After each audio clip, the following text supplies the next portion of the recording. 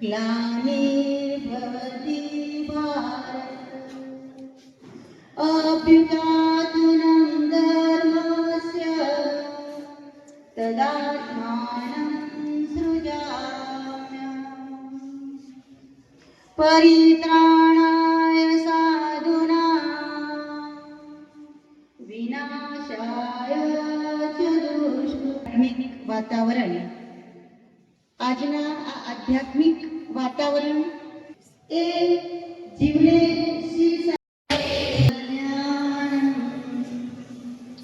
આરોગ્ય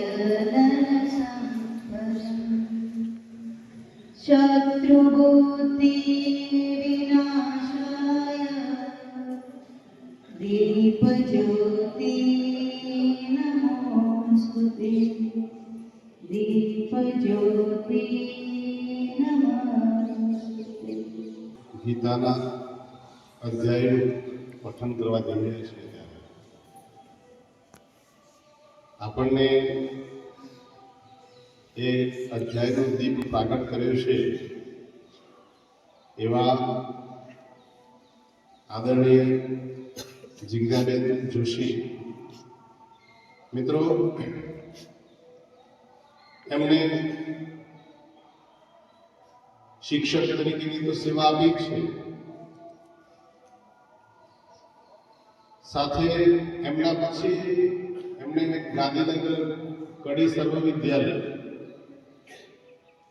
ત્યાં બીએડ કોલેજમાં લેક્ચરર તરીકે રહ્યા છે અને એના પછી લગભગ 13 વર્ષ એ બીએડ કોલેજમાં પ્રિન્સિપાલ તરીકે પાઠક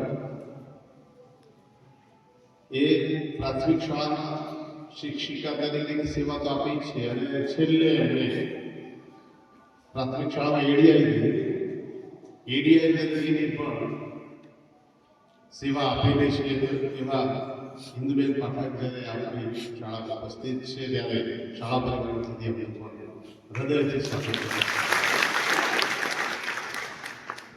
શ્રી અર્ચન સાહેબ, વંદનીય ગુરુજીઓ તેમજ આજના દિન નિમિત્તે પધારેલા મહેમાનશ્રીઓ તથા ભાઈઓ અને બહેનો, આજનો મારો વિષય છે મહાભારત શ્લોક।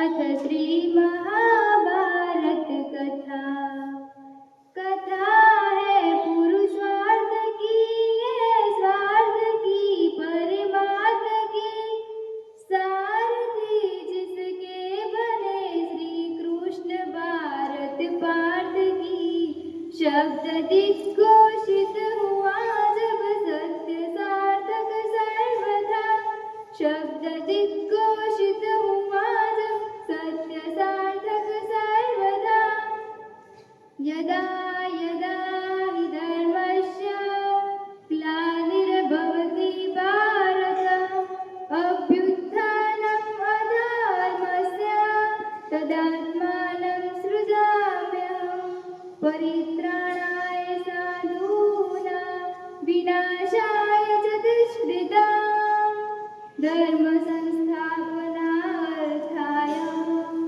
संभवामि युगे युगे सीख हम बीत युगों से नए युग का करे स्वागत करे स्वागत करे स्वागत। अस्तु। सर्वेने खूब खूब विधि वंदन। आदरणीय मनीषभाई साहेब, मारा वडील मोटा बहन इंदुबेन, सारस्वत शिक्षक मित्रों અને વહાલા પ્યારા નાના નાના ભૂલકાઓ, તમારી પ્રાર્થના મને એટલી બધી ગમી, એના શબ્દો करते हैं लेकर प्रभु का नाम प्रभु, कदाच લીટી આગે પાછી થઈ ગઈ શબ્દ, પણ શરૂઆત આપણે સવારે જે કરીએ છીએ એ પ્રભુના નામથી કરીએ છીએ। એવી ખૂબ સરસ પ્રાર્થના તમે રોજ બોલો છો, એનો મને ખૂબ આનંદ છે અને એ જ હું કહેવા જઈ રહી છું આજે કે તમે સવારે વહેલા ઉઠો, શાળાએ આવો, અહીંયાથી ઘરે જાઓ, ત્યારે દરેકના ઘરે કંઈક ને કંઈક કદાચ મમ્મી પપ્પા જય શ્રી કૃષ્ણ, જય સ્વામિનારાયણ, કાં તો કુળદેવીનું નામ કે ઓમ નમઃ શિવાય કે કંઈ પણ આવો શબ્દ કોના ઘરે બોલાય છે? હાથ ઊંચો કરશો. કોઈના ઘરે આવું કંઈક બોલીને નીકળો છો બહાર? સરસ. જરાય સંકોચ વિના બોલજો. વાહ, સરસ. Okay okay.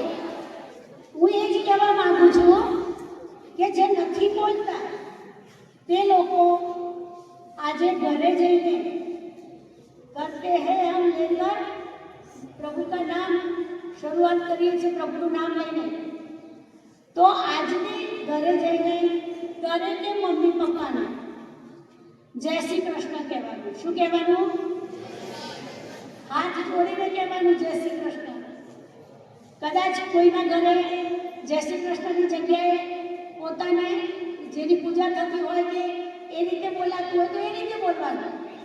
હું જય શ્રી કૃષ્ણ કહું એટલે તમારે એ જ બોલવું એવું નથી, પણ જે પ્રભુમાં વધારે વિશ્વાસ હોય એમનું નામ આપણે સવારે, બપોરે, જમતી વખતે, ક્યાંય પણ બહાર જઈએ ત્યારે, શાળામાં આવીએ ત્યારે, રાત્રે સૂઈ જઈએ ત્યારે, સવારે ઉઠીએ ત્યારે આપણે પ્રભુનું નામ લઈશું તો પ્રભુ આપણને ચોક્કસ મદદ કરશે.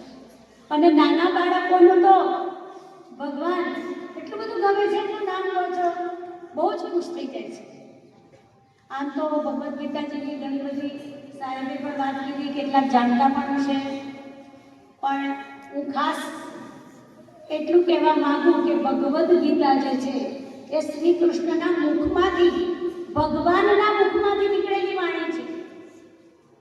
કુરુક્ષેત્રના યુદ્ધમાં અર્જુન એકદમ ધ્રુજી ગયો કે સામે તો મારા બધા ભાઈઓ, પિતા, ગુરુજી બધા સગાવાલા છે અને હું સામે એકલો છું, અને આ બધાને મારે હણવાના, આ બધા મૃત્યુ પામશે, મને કેટલું પાપ લાગશે. એમ કરીને હથિયાર નીચે મૂકી દે છે. ત્યારે શ્રી કૃષ્ણ ભગવાન એને ઉપદેશ આપે છે, અને એ જ ઉપદેશ આ 700 શબ્દોમાં ગણાયેલો છે. ખાસ મિત્રો યાદ રાખો કે ભગવદ્ ગીતા એ કોઈ જ ધાર્મિક ગ્રંથ નથી. એ દરેક વ્યક્તિએ, કોઈ પણ ધર્મના વ્યક્તિએ પોતાના જીવનમાં સારા કર્મો, સારી બાબતો કેવી રીતે કરવી એની સમજણ આપતો ગ્રંથ છે. કોઈ પણ ધર્મ માટેનો ગ્રંથ નથી. આ એક વાત દરેક બાળકોએ માઇન્ડમાં રાખવાની છે. અને આ જે છે એ ધાર્મિક ગ્રંથ નથી, અને એટલા માટે જ આપણે એને કોઈકને કહેવું હોય, બોધ આપવો હોય તો પણ આપણે એને કહી શકીએ. તો આજે ભગવદ્ ગીતા જે છે એ કૃષ્ણ ભગવાનના મુખેથી નીકળેલી વાણી છે. હવે ભગવાનના મુખેથી નીકળેલી વાણી જો આપણા મુખમાં ગવાય તો ભગવાનને કેટલો આનંદ થાય. તમારા મમ્મી તમને કંઈક કહે, એક સરસ લોકથી દૂર, શહેરથી દૂર, એકદમ સુંદર મજાની વનરાજી, વૃક્ષો, જંગલ જેવું વાતાવરણ હોય એવી જગ્યાએ ગુરુ પોતાના શિષ્યોને અધ્યયન કરાવતા, અભ્યાસ કરાવતા. અત્યારે પાઠ્યપુસ્તક મંડળ ને ગુજરાત શિક્ષણ અને બોર્ડ દ્વારા જે સિલેબસ નક્કી કરવામાં આવે છે એનો અભ્યાસ તમે કરી રહ્યા છો, પણ એ વખતે ગુરુ અને શિષ્ય વચ્ચે જે શિક્ષાનું આદાન પ્રદાન થતું એ શિક્ષા એટલે 64 કળાની શિક્ષા, ઉપનિષદોની, વેદની, ઋચાઓની, આ બધું અધ્યયન કરવામાં આવતું હતું. તો એ આપણે જોઈએ કે એક સુંદર મજાના વાતાવરણમાં તમારા જેવા તેજસ્વી વિદ્યાર્થીઓ બેઠા છે, અને આજુબાજુ વેદની ઋચાઓ એટલે કે શ્લોકો એનો ધ્વનિ સંભળાઈ રહ્યો છે. કેટલાક બાળકો ફૂલ વીણે છે, કેટલાક હવન કરે છે, કેટલાક સફાઈ કરે છે, કેટલાક ફળ વીણે છે, પણ વાતાવરણ એકદમ શાંત, પ્રકૃતિ પણ જાણે કે ખીલી રહી છે. આ નાના નાના બાળકોના આવા પવિત્ર કાર્યથી બહુ સુંદર મજાનું એકદમ વાતાવરણ છે. કોલાહલ બિલકુલ નથી. પક્ષીઓ પણ જાણે કે શાંત બની ગયા છે. વેદનો ધ્વનિ ચારે દિશાઓમાં ફેલાઈ રહ્યો છે અને વાતાવરણને એકદમ પવિત્રમય અને સુગંધિત બનાવી રહ્યું છે. એટલું સુંદર પવિત્ર વાતાવરણ, એવા મધુમય વાતાવરણની અંદર એક સરસ મજાનું કાર્ય થઈ રહ્યું છે કે હવન દેવની ઋચાઓ અને સરસ મજાનું કાર્ય થઈ રહ્યું છે. અને ત્યાં એવા મધુમય શ્રી પરમાત્મને નમઃ. તમારે બોલવાનું માત્ર સાંભળવાનું છે. ઓમ શ્રી પરમાત્મને નમઃ. શ્રીમદ્ભગવદ્ ગીતા અથ પંચદશોऽધ્યાયः. अर्जुन उवाच एवं सततयुक्ताये भक्तास्त्वां पर्युपासते ये चाप्यक्षरमव्यक्तं तेषां के योगवित्तमाः. श्री भगवान् उवाच मय्यावेश्य मनो ये मां नित्ययुक्ता उपासते श्रद्धया परयोपेता ते मे युक्ततमामताः. एको જમુનારિયારે વનરાવનને વાટે અહાડિયા મોર લોકાના સદ કરે મોરલો. અહાડિયા મોર લોકાના સદ કરે મોરલો. હે વાલા કે દિરે ગોકુળમાં પાછા આવશો. રંગીલા હે વાલા કે દિરે ગોકુળમાં પાછા આવશું. હો કાળજા મોરે છે મારા તારાએ સંભાળના. ગાહક હારે છે દિલમાં મને આયમ દિવાયના. હો કાળજા મોરે છે મારા તારાએ સંભાળના. ગાહક હારે છે દિલમાં મને આયમ દિવાયના.